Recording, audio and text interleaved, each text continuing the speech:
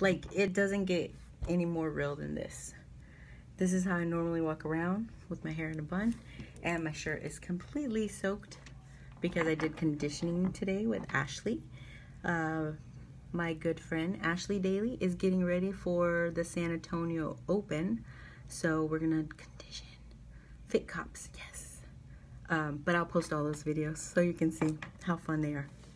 All right, so now that I have a couple of viewers, I made a video last night on Instagram and I tried to save it, but I could not save it. So I'm gonna remake the video because I have just as much passion and just as much frustration with all of this. So I'm gonna remake it. I cannot stand, absolutely cannot stand, when I am online and I look at somebody's Instagram or somebody's Facebook and they are bashing bodybuilding and talking about how bodybuilding ruined their life. And I think bodybuilding, more than any other physical activity, gets blamed for ruining lives and ruining everything. So I am going to address that because I will tell you this right now. Bodybuilding did not ruin your life. Your mentality ruined your life. And I will explain. So I do understand that there are some situations where you have a shitty ass coach. I get it, right? You got a shitty ass coach. They didn't help you all the way through your show. They didn't tell you what was going to happen after your show. They didn't explain that process. I get it. That is a bad coach. But bodybuilding did not ruin your life. And let me tell you why. Because yes, as an athlete, you are going to go through crazy body transformations. You're gonna feel lean, you're gonna probably feel like crap, but you're gonna look super great, and then you're going to get on stage, you're gonna be like, wow, I love the way I look, I'm gonna look like this for the rest of my life, which is pretty unattainable. So I have been competing for about 9 years now, and it took me a lot of time to actually learn to love both bodies, my on-season body and my off-season body. But I mentally knew that I was not going to look show ready all year long. I enjoy off-season. Do I eat really bad and like eat fast food and stuff like that? Hell no. Do I drink alcohol? Hell yes. I love alcohol.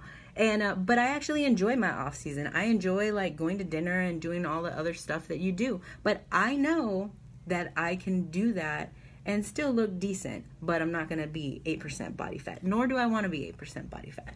So I know that. As a coach, I know that. I tell my girls that. This is an attainable body fat. This is a good maintenance body fat. This is kind of where you can expect to stay. Now, what happens most times? People will do a show, right? And me as a coach, me and Hassan, we're really big on what happens after your show. So you're going to reverse diet. So important. If your coach does not give you a plan for after your show, you need to find another coach, or you need to ask specifically, how do I eat after a show? How do I consume water after a show? How do I work out after a show? You need to know those things and you need to plan ahead. So if you do a show, your metabolism is going to be pretty slow. If you go out on a binge for a month, for 3 months, for 6 months, if you stop working out because now you don't feel as lean, you don't want people at the gym to see you because you put on some extra pounds, so you just stop working out, you're eating terrible, you're binging, you're eating a lot of crap that you didn't eat on prep, and you gain 30, 40, 50 pounds, and you sit back and you say, bodybuilding ruined my life. No. Bodybuilding did not ruin your life. You ruined your life. Your mentality ruined your life. Your lack of discipline, dedication, your lack of motivation, that ruined your life. It was not bodybuilding. And I'm really tired of people blaming bodybuilding for everything that's wrong with them. That's crazy. Nobody forced you to compete. If you wanted to do it, try it. If you don't like it, great. Find a maintenance plan where you can still be fit, you can still be in shape, you can still do something active. I've been bodybuilding for a long time. And now there are times that I hated bodybuilding. I was like, I never want to do this ever again. There have been times that bodybuilding was my life.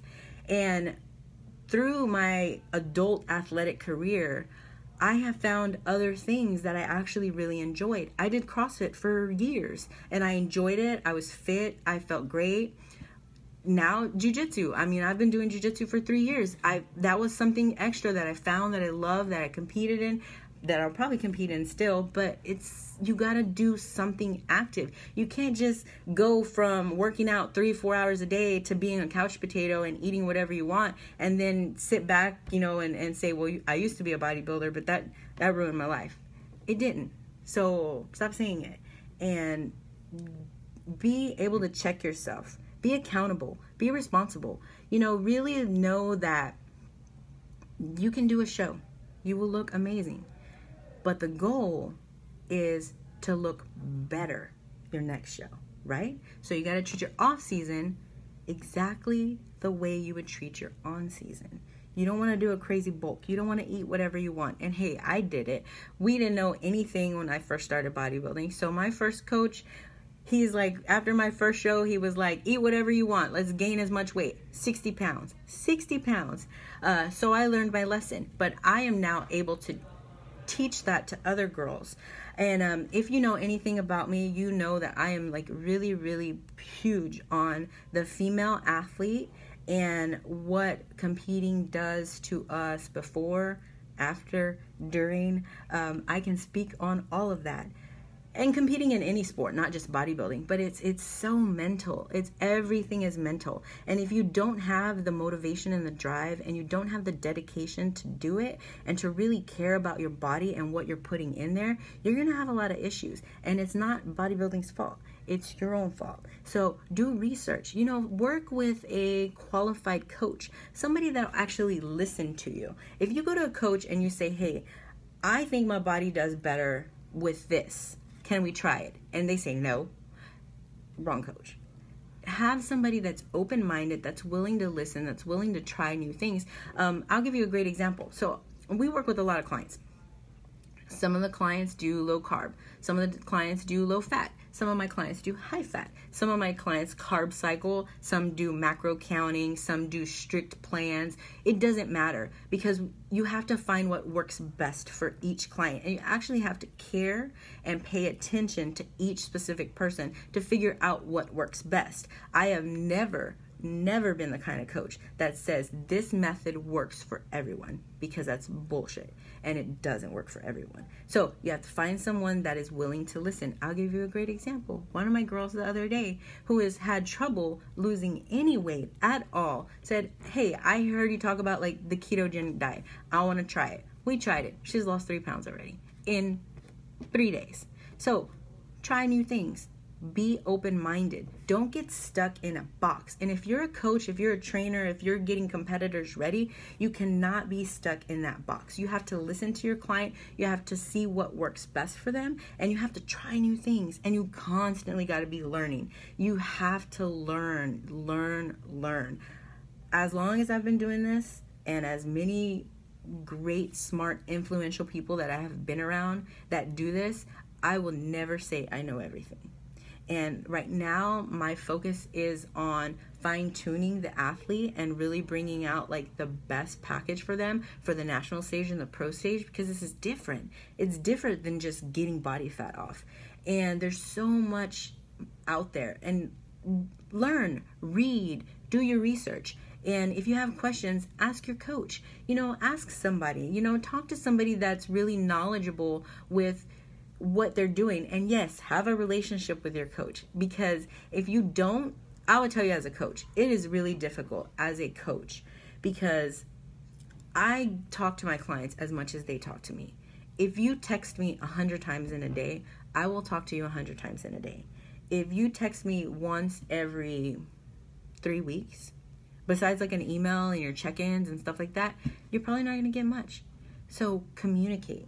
If something's wrong, if you feel like something's not working, if you want to try something new, talk to your coach. Have them work with you. Have them help you. Now, if they tell you, hey, maybe we should stay away from that, let's try this instead, awesome. But at least you had that conversation with them. And conversation is the most important thing. Communication, communication, communication. So talk to your coach. I feel like I've been rambling. Sorry. I made this video last night because it's something that's been on my mind a lot. Because I'll go on to people's Instagrams and people's Facebooks and, and they're like, I love my body now because I got rid of bodybuilding. Bodybuilding made me hate my body. Well, bodybuilding not make me hate my body. Bodybuilding for me made me stronger. It made me mentally more capable. It made me a better mom. It made me a better athlete. It made me a better business owner and a better coach. For me, bodybuilding changed the way I thought. And that is what is so important, because I can tell you right now, I am backstage with every single one of my athletes. When they come off stage, there is a shine in their eye that they have. It's back. Good. I waited. Yay. Okay, so I will finish my rant now. But bodybuilding did not ruin your life. Your mentality ruined your life. Work on positive self-talk. Work on learning and growing. Work on building a stronger you, not only physically, but mentally, but spiritually. And you can overcome so much things. And after you do a show, yes, you're going to be sad. You are totally going to be sad because you're like, what next? I don't have a purpose. I don't have, a regimen. Come up with a next goal. Don't ever settle. Don't ever sit back and say, I don't know what I'm going to do. I'm just going to float in space and hopefully something happens. Because it's not. You have to have goals. You have to have specific, measurable, attainable, smart goals. So that's my little nerdy stuff. But do it. Do it for yourself. Learn as much as you can. Don't just do what people tell you to do. You have to learn. You have to listen to your body. Your body tells you things every single day. When your stomach is upset, it's for a reason. When you have low energy, it's for a reason. When you're not as strong as you used to be, your body is trying to tell you something. So stop and listen and talk to your coach about it, so they can help you fix it. And if you are stuck on one method, one modality, if you're stuck on this works for everybody, it's never going to work. Because one day you're going to get somebody that none of that stuff works for, and you're going to be like, oh shit, I don't know what's wrong with them. I can't help them. So learn, listen, open your mind, be flexible. And that's all I have to say. So, in closing, synopsis of everything. Bodybuilding did not ruin your life. This up here probably ruined your life. Your mentality probably ruined your life. So, work with someone that you trust, that you can communicate with, that you can talk to, and change lives. That's what it's all about. Bodybuilding changes lives, just like any sport. So, stop being a hater. Thanks. Bye, guys.